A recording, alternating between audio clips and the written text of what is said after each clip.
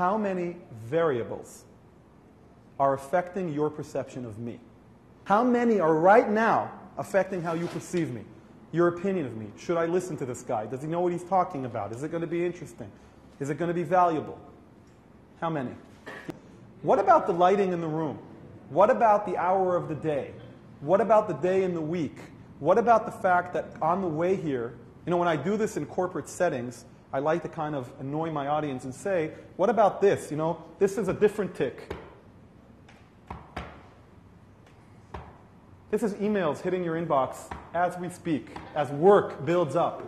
What if you didn't sleep well enough last night? What if you have an important project that you have due tomorrow? What about every past experience you ever had with somebody who claimed to do training? What about every past experience you had in this lounge? There are so many different variables, smell also, that affect how we interact with each other. We don't operate in a vacuum. We create a stimuli-response dynamic between each other. But these stimulations have to go through noise. And that noise has a very, very significant impact on how the other person receives that stimulation. It's not the same when they receive it as it is when you communicate it.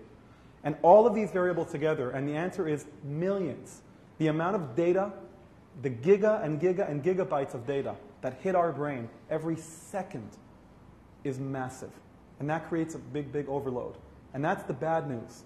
Because we, no matter how talented we might be, how disciplined and practiced we might be, cannot simultaneously manage millions of variables when we interact with other people. That's the bad news. The good news is that we don't need to. Of all of these endless variables, there are 10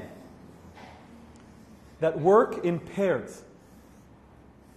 And together, they are called the persuasion table. And these are what we call 10 core variables of persuasion. And the reason they're called a core variable rather than all the others that are called circumstantial is because they're not circumstantial. Any scenario that we would have met in, any day of the week, any location in the world, whatever the current affairs around us, no matter how well you slept, what culture you were from, what you ate, it wouldn't matter. These 10 variables would be present and dominant in affecting the outcome of the conversation. So it might not always be at 6 p.m. It might not always be pizza. But these will always be the case, and they are even more powerful than cross-cultural components. So if we were all in North Korea right now, these would still be the 10 core variables that have an influence. How you use them, that is subject to cultural predisposition. For instance, nonverbal communication. One movement that I do, right, in one place, will have a completely different cultural meaning in another place. So from a nonverbal perspective, the nonverbal impact will be paramount. But the actual meaning of the nonverbal gesture will be subject to certain cultures.